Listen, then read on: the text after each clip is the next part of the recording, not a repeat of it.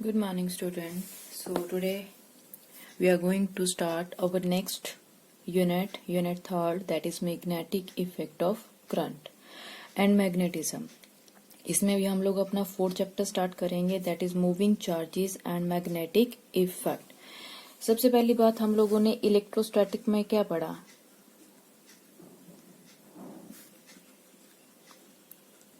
हम लोगों ने इलेक्ट्रोस्टैटिक में क्या पढ़ा था? Charges at rest. ओके, अब हम लोग मैग्नेटिक फील्ड या मैग्नेटिज्म चैप्टर में हम लोग क्या पढ़ेंगे? Charges in motion. यहाँ से एक बात ध्यान में रखना कि अगर हमारा चार्ज रेस्ट में है, सपोज करो we have a charge particle electron which is at rest, then there is only electric field around this charge particle. अगर रेस्ट में है तो सिर्फ इलेक्ट्रिक फील्ड होगा, but if this charge particle is in motion, then there is electric field as well as magnetic field. ठीक है, कोई भी चार्ज पार्टिकल अगर रेस्ट में है तो उसके अराउंड सिर्फ इलेक्ट्रिक फील्ड एग्जिस्ट करता है, but if that charge particle is in motion then there will be electric field as well as magnetic field. ठीक है, तो मोशन की वजह से मैग्नेटिक फील्ड होता है. इलेक्ट्रिक फील्ड तो रेस्ट में भी होगा, मोशन में भी होगा, लेकिन स्पेशली जब चार्ज पार्टिकल मोशन में होता है तो उसके अराउंड जो न्यू फील्ड प्रोड्यूस होता है that is called magnetic field. ठीक है, दूसरी बात आप लोगों को यहाँ पे पता होना चाहिए, what is magnetic effect of current. Magnetic effect of current. Now what is magnetic effect of current? वैसे स्टेटमेंट से ही पता चल रहा है. मैग्नेटिक इफेक्ट ऑफ करंट, कौन सा इफेक्ट? मैग्नेटिक. किसका इफेक्ट? करंट का. So magnetic effect of current means current के अराउंड मैग्नेटिक फील्ड प्रोड्यूस होता है. Whenever there is a conductor carry current then there will be magnetic field around that conductor. This is the magnetic effect of current.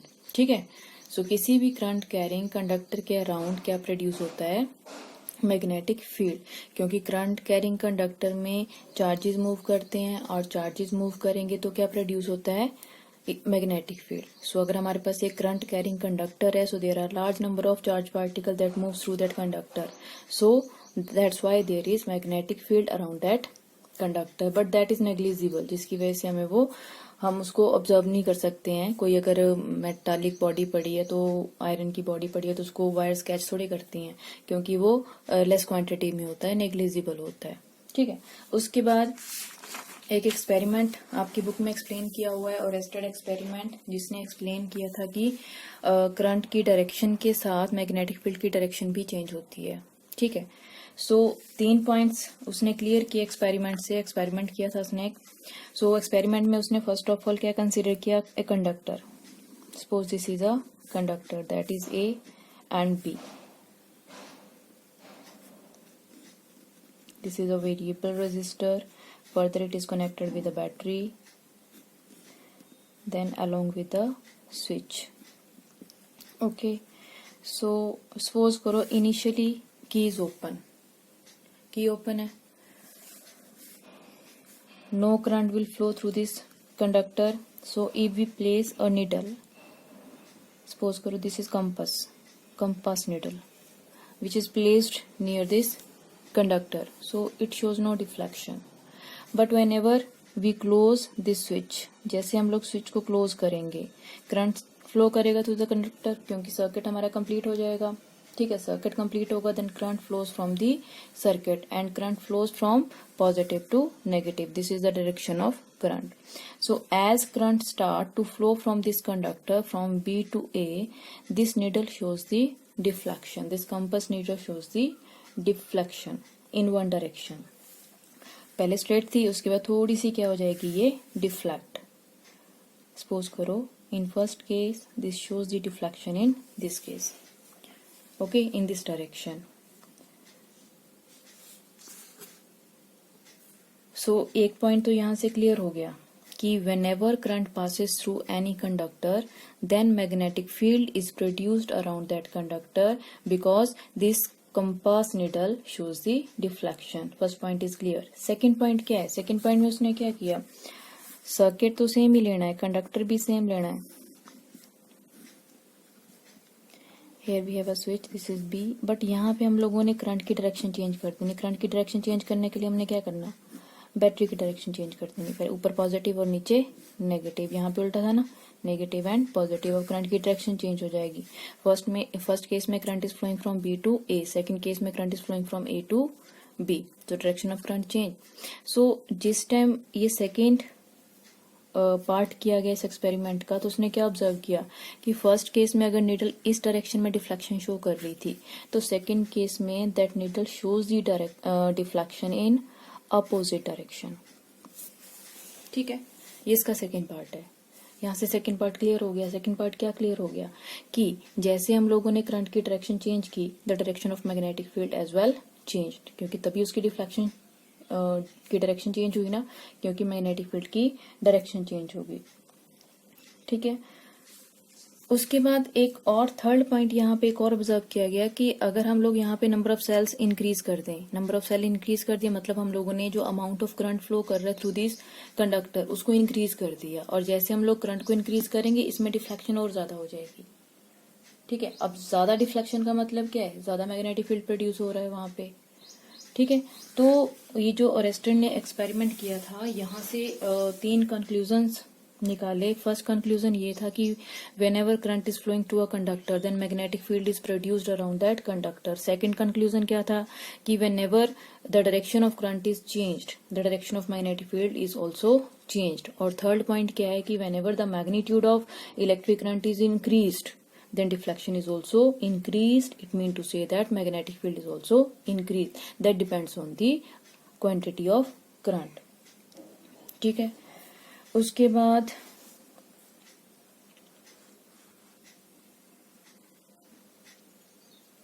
Nature of magnetic field,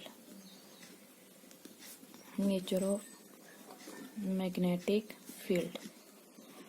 अब nature of magnetic field को study करने के लिए एक और experiment है जो आप लोगों को 10th में भी समझाया था कि अगर हमारे पास एक कार्डबोर्ड है, सपोज करो this is a wooden cardboard and we passes a conductor through this is A and this is B which is further connected with a battery or a cell along with the switch. ठीक है, और इस पे हम लोग क्या कर रहे हैं, वो सारी आयरन फिलिंग स्प्रिंकल कर रहे हैं।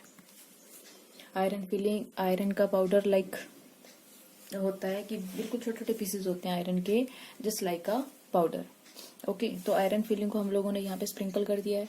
उसके बाद हम लोगों ने स्विच यहाँ पे क्या करना है, क्लोज कर देंगे। जैसे हम लोग स्विच क्लोज करेंगे, व्हाट वी ऑब्जर्व, पहले तो हम लोगों ने एक कंक्लूजन तो हम लोगों ने ऊपर ही निकाला हुआ है कि whenever the current is passes through a conductor then magnetic field is produced around that conductor. मतलब वो जो आयरन फिलिंग्स है वो मैग्नेटिक फील्ड के इफेक्ट में आ गई, और जैसे वो मैग्नेटिक फील्ड के इफेक्ट में आएंगी, these iron filings arrange themselves in the form of circle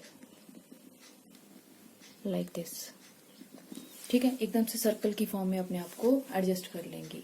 इसका मतलब क्या है कि अगर हमारे पास एक स्ट्रेट करंट कैरिंग कंडक्टर है, उसके अराउंड जो मैग्नेटिक फील्ड लाइंस हैं वो कैसे प्रोड्यूस हो रही हैं, they are in circular form, concentric circles बन जाते हैं। नियर द वायर जो सर्कल है वो क्लोजर होंगे, और जैसे जैसे डिस्टेंस इंक्रीज होगी सर्कल की डिस्टेंस भी क्या हो जाएगी, इंक्रीज। ठीक है, अब ये पॉइंट तो यहाँ से क्लियर हो गया कि जो मैग्नेटिक फील्ड है वो सर्कुलर फॉर्म में होता है। Now what is the direction of that magnetic field. अब अगला क्वेश्चन अराइज हो गया कि वो जो मैग्नेटिक फील्ड प्रोड्यूस हो रहा है उसकी डायरेक्शन कौन सी है, उसकी डायरेक्शन एंटी क्लॉकवाइज है या क्लॉकवाइज है। तो इसके लिए हमारे पास है राइट हैंडेड स्क्रू रूल या फिर right hand thumb rule. Right hand thumb rule के according, suppose this is a conductor and this is the direction of current, मतलब करंट इसमें फ्लो कर रहा है अपवर्ड डायरेक्शन में, and hold this conductor in your right hand in such a way that thumb points in the direction of current. Current इस direction में है, ठीक है, current is in this direction, तो आपने इसको इस वे से होल्ड करना है कि जो थंब है that should be in the direction of current. Then curling, the direction of curling of your finger, जिस डायरेक्शन में हमारी फिंगर्स कर्ल कर रही हैं दैट गिव्स द, इस डायरेक्शन में हमारी जो फिंगर्स हैं वो कर्ल कर रही हैं that gives the direction of magnetic field. अब यहाँ पे देखो, सपोज करो this is a conductor, current is flowing in upward direction. तो this is the conductor, current is flowing in upward direction. Then hold this conductor in your right hand in such a way that thumb points in the direction of current. Then curling of finger, the direction in which your finger curl will give the direction of magnetic field. मतलब अगर आप इसके around magnetic field की direction draw करोगे, so that is in anti clockwise direction. ठीक है, ऐसे अगर आप और कंडक्टर कंसीडर करते हो in which the direction of current is in downward direction, then hold this conductor in opposite direction. Thumb should be in the direction of current, downward direction में. ठीक है, देन कर्लिंग ऑफ फिंगर किस direction of magnetic field, मतलब clockwise. कौन सी direction आएगी यहाँ पे, क्लॉकवाइज. ठीक है, so this is the direction of magnetic field. Okay, अब आप इसको राइट हैंडेड स्क्रू से भी ले सकते हो. जैसे स्क्रू को जब हम लोग ओपन करते हैं, ठीक है, तो अगर वो राइट हैंडेड स्क्रू है तो अपर डायरेक्शन में जब हम लोग उसको एंटी क्लॉकवाइज डायरेक्शन में रोटेट करेंगे, ठीक है, एंटी क्लॉकवाइज डायरेक्शन में उसको रोटेट करेंगे तो वो ऊपर की तरफ खुलता है. ठीक है, और वो जो जिस डायरेक्शन में वो आउटवर्ड डायरेक्शन में आ रहा है, खुल रहा है, ओपन हो रहा है, वो होगी करंट की डायरेक्शन. और जिस डायरेक्शन में वो रोटेट कर रहा है वो होगी मैग्नेटिक फील्ड की डायरेक्शन. ठीक है, जब क्लोज करता है और जब ओपन करता है, उसकी जो सर्कुलेशन है, उसकी जो रोटेशन है, वो किसकी डायरेक्शन प्रोवाइड करती है, direction of magnetic field lines. और जो उसकी ओपन होने की डायरेक्शन है, जैसे ओपन कर रहे हैं या उसको बंद कर रहे हैं, क्लोज कर रहे हैं, तो वो किसकी डायरेक्शन शो करता है वहां पे, करंट की direction. Okay, so this is all about the nature of the magnetic field. Now next topic is what is magnetic force.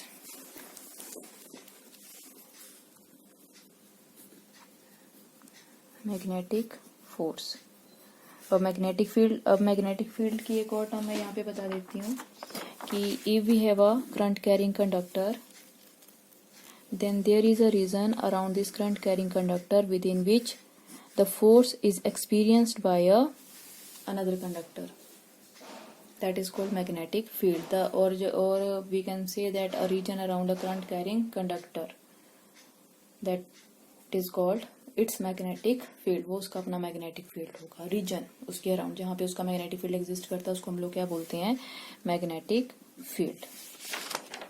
सो अब मैग्नेटिक फोर्स क्या होगा, whenever we place a charge particle in the magnetic field. तभी वो term मैंने पहले बताई आप लोगों को कि जब भी हम लोग किसी चार्ज पार्टिकल को मैग्नेटिक फील्ड में प्लेस करते हैं, then it will experience a force which is called magnetic force. अब यहाँ पे हम लोगों ने first of all magnetic force के लिए एक्सप्रेशन कैलकुलेट करना है. ठीक है, तो नोट्स में थ्योरी मैंने सारी लिखी हुई है, बोल के मैं सारी समझा रही हूँ, तो यहाँ पे सिर्फ मैंने एक्सप्रेशन ही बताना है आप लोगों को. So first of all let us consider uniform magnetic field. Uniform non uniform कैसे रिप्रेजेंट करते हैं वो आप लोगों को ऑलरेडी पता है. स्ट्रेट लाइन से हम लोग हमेशा यूनिफॉर्म रिप्रेजेंट करते हैं और मैग्नेटिक फील्ड हम लोग रिप्रेजेंट करेंगे बी से. सपोज करो अ charge particle moving with a velocity v. This is a charge particle plus q moving with velocity v, making an angle theta with the direction of magnetic field. This is the direction of magnetic field and this makes, ठीक है, हम लोग ये uniform magnetic field lines यहाँ पे suppose कर रहे हैं. This is charge particle which moves with the velocity v makes an angle theta with the magnetic field. Now resolve this velocity into two components. First one is this v cos theta. Theta के साथ वाला component हमेशा क्या होता है, cos theta, और ये component क्या आएगा, v sin थीटा. ओके, अब हम लोग ये चार्ज पार्टिकल कहाँ पे प्लेस किया हुआ है, मैग्नेटिक फील्ड में. जैसे हम लोग इलेक्ट्रिक फील्ड में कोई चार्ज पार्टिकल प्लेस करते हैं, that experience a electrostatic force. ऐसे हम लोग अगर चार्ज पार्टिकल को मैग्नेटिक फील्ड में प्लेस करते हैं, it will experience a magnetic force. So this charge particle will experience a magnetic force which is represented by Fm, and this Fm depends on, ये किस किस पे डिपेंड करता है. पहली बात, Fm is directly proportional to amount of charge. कितना charge है, क्यों पे डिपेंड करेगा, magnitude of the charge. Second, Fm is directly proportional to this component of velocity. इसकी वजह से फोर्स नहीं होता, वो आप लोग आगे जब इसके स्पेशल केसेस वगैरह करेंगे तब समझ आ जाएगा. तो फोर्स किसकी वजह से एग्जिस्ट करता है, v साइन थीटा, इस पे डिपेंड करता है। थर्ड डिपेंड करता है F M is directly proportional to magnetic field, magnitude of magnetic field. Combine these three equations, we get Fm is directly proportional to QVB sin theta, or we can write Fm is equal to KQVB sin theta, where K is proportionality constant and calculated value is 1. Fm is equal to QVB sin theta, or you can write Fm is equal to QV cross B, क्योंकि sine theta है तो sign को आप cross product की form में लिख सकते हो। So F M vector is equal to Q V vector cross B vector. This is the expression for magnetic force that act on this charge particle which is placed in the magnetic field. Now the special cases. Special cases important है, यहाँ से 2 marks का question आता है। तो special cases वही है, theta पे बेस्ड होंगे। Let this is equation number 1, this is equation number 2। So first special case है if theta is equal to 0 degree. अगर थीटा 0 होगा तो F M is equal to from equation number 1 Q V B sine 0। Sine 0 क्या होता है? 0। So F M is equal to Q V B into 0, because sine 0 is equal to 0। So F M की value क्या आ जाएगी? 0। So no force exert on charge particle if it moves in the direction of magnetic field। ठीक है, velocity और magnetic field same direction में होंगे तभी थीटा एंगल क्या होगा? 0 डिग्री। तो इस केस में चार्ज पार्टिकल पे कोई भी फोर्स एक्सर्ट नहीं करता। Second, if theta is equal to 180 degree, then again F M is equal to Q V B sine 180, sine 180 again equal to 0। So F M is equal to 0। तो अगर parallel है या anti parallel है, इन दोनों cases में जो force exert करेगा that is equal to 0। Third case है if theta is equal to 90 degree. So again from equation number 1 F M is equal to Q V B sine 90। अब sign 90 किसके equal होता है? 1 के equal. So F M is equal to Q V B, that is the maximum force. मतलब जिस time magnetic field और charge particle इसके perpendicular होगा, ठीक है, उस टाइम फोर्स जो एक्सर्ट करेगा that is maximum, magnetic force maximum exert करेगा। इसके बाद नेक्स्ट है हमारा if theta is equal to 270 degree. So F M is equal to Q B B sine 270, इसको हम लोग लिख सकते हैं साइन 180 प्लस 90, और it can be written as F M is equal to Q B B minus sine 90, sine 90 is 1, so F M is equal to minus Q B and P. ठीक है, force जो exert करेगा that is in opposite direction. उसके बाद next है fifth point है इसका, ये काफी बार क्वेश्चन पूछा जाता है पेपर में कि if the charge particle is at rest, rest मतलब उसकी वेलोसिटी क्या हो जाएगी? 0। अगर चार्ज पार्टिकल रेस्ट में है so its velocity is equal to 0। अगर velocity is equal to 0 then F M is equal to Q B 0 है B sine theta, F M is equal to 0। So no force is experienced by charge particle if its velocity is 0। इसके बाद आगे हम लोगों ने define किया हुआ है मैग्नेटिक फील्ड को फ्रॉम दिस रिलेशन। वैसे तो जनरल एक डेफिनेशन बता दी मैंने, मैग्नेटिक फील्ड क्या होता है? The region around a current carrying conductor that is called magnetic field. But from the formula we can also define the magnetic field, that is we know F M किसके equal होता है? F M is equal to Q V B sine theta. So magnetic field को आपने define करना right left hand side, all other terms are on right hand side. F M over Q we sine theta if Q is equal to 1, velocity is equal to 1, theta is equal to 90 degree. हम लोगों को पता है कि जब भी हम लोगों ने यूनिट डिफाइन करते हैं तो हम लोग हमेशा यूनिट वैल्यूज लेके चलते हैं। ठीक है, तो यहाँ से क्या आ जाएगा? B is equal to F M over 1 into 1 into sin 90, sin 90 again 1, Fm over 1, that is B is equal to Fm. So यहाँ से इसकी डेफिनेशन बन जाएगी, the magnetic field B is defined as the magnetic force experienced by a unit charge moves with a unit velocity at an angle 90 degree with the magnetic field. मतलब जब भी आप define करोगे तीनों टर्म्स उसमें include करनी है definition को कंप्लीट करने के लिए. इसके बाद इसके आपने डायमेंशंस कैलकुलेट करने हैं, वो डायमेंशंस भी आप लोग यहीं से कैलकुलेट कर सकते हो from the same formula. B is equal to Fm over QV sin theta. अब sin theta is dimensionless. So B is equal to force over QV. इसके डायमेंशंस पुट कर दो. फोर्स के डायमेंशंस क्या होते हैं ml t माइनस 2. चार्ज के dimensions क्या होते हैं at. वेलोसिटी के डायमेंशंस क्या होते हैं lt minus 1. So ml t minus 2 over a t आपस में कैंसिल आउट हो जाएंगे l, that is ml t minus 2 a minus 1 l minus 1. l को ऐड करेंगे तो इनकी पावर क्या हो जाएगी 0, डायमेंशंस क्या हो जाएंगे 0, l0 t minus 2 a minus 1. These are the dimensions of this magnetic field. इसके बाद आएंगे इसके यूनिट्स. तो जो मैग्नेटिक फील्ड के यूनिट्स होते हैं in SI system that is tesla and in CGS system it is gauss. ठीक है, and 1 gauss is equal to 10⁻⁴ tesla. Important question है, 1 मार्क में पूछा जाता है.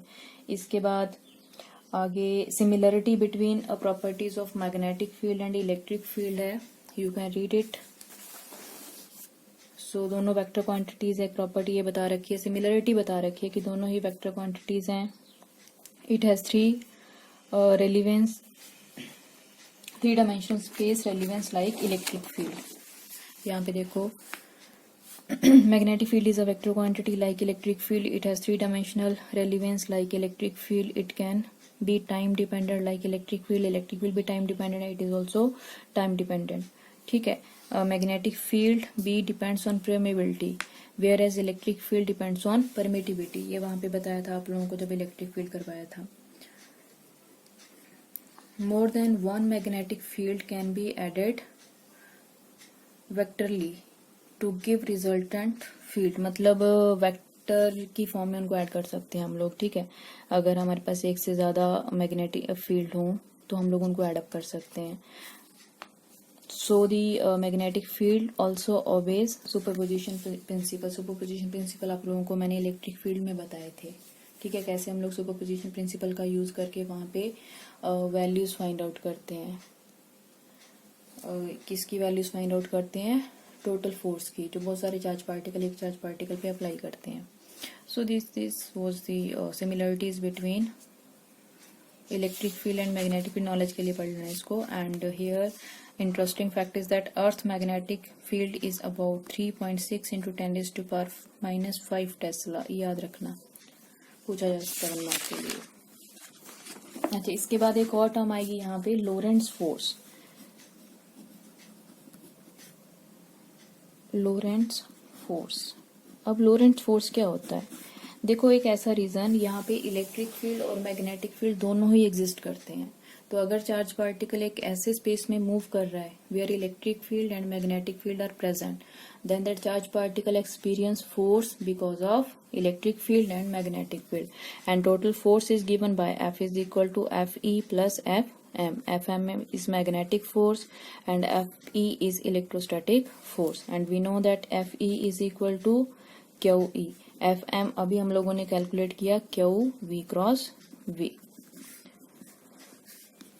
So total force is equal to QE plus Q V cross V. You can take Q outside, E vector plus V cross V vector. This is the total force exerted on the charge particle that placed or moved in the region where electric field and magnetic field exist.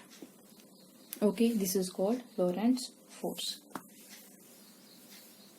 इसके बाद next हमारा topic है magnetic force on a current carrying conductor placed in uniform magnetic field, जो आप लोगों को कल करवाऊंगी। ये चैप्टर ध्यान से पढ़ना, चैप्टर मोस्ट इम्पॉर्टेंट है, आपके competitive exam point of view से भी इम्पॉर्टेंट है और आपके board exam point of view से भी इम्पॉर्टेंट है, और इसका हर एक topic very very important, related to each other. एक टॉपिक नहीं करोगे दूसरा टॉपिक समझ नहीं आएगा, दूसरा नहीं करोगे तो तीसरा नहीं समझ आएगा, अल्टीमेटली पूरा यूनिट ही समझ नहीं आएगा। ठीक है, तो इसका एक एक टॉपिक ही इम्पॉर्टेंट है और मतलब हर एक टॉपिक आया हुआ है एग्जाम में, ए सीरीज में, बी सीरीज में, सी सीरीज में, 16 में, 17 में, 18 में, 19 में, 20 में। ठीक है, मतलब आया है पेपर में क्वेश्चन, कहीं ना कहीं से क्वेश्चन आया है यहाँ से। कोई भी हर एक टॉपिक इंपॉर्टेंट है, ऐसा नहीं कोई बोल सकते कि ये टॉपिक आने इंपॉर्टेंट है छोड़ दो इसको। ठीक है, तो इसको अच्छे से प्रिपेयर करो, साथ साथ इसको पढ़ो। नया यूनिट है, जिन्होंने अभी तक नहीं किया स्टार्ट पढ़ना वो भी पढ़ो और कंप्लीट करो उनको, सेकंड यूनिट भी कंप्लीट करो और इसको साथ साथ कंप्लीट करते जाओ।